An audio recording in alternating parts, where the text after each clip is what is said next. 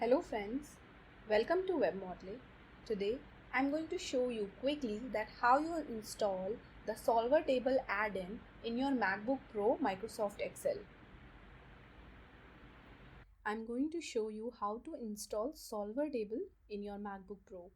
So this is the link you need to open, and I will provide this link in the description box.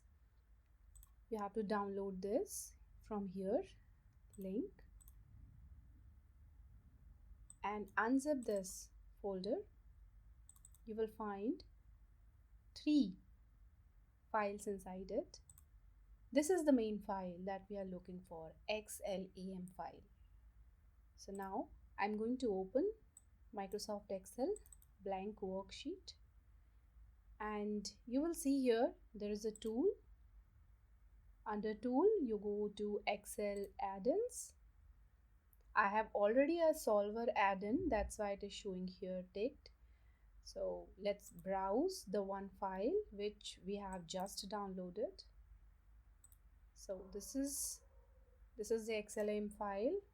Select it, open this, and make sure that you check this box to add this plugin to your Microsoft Excel.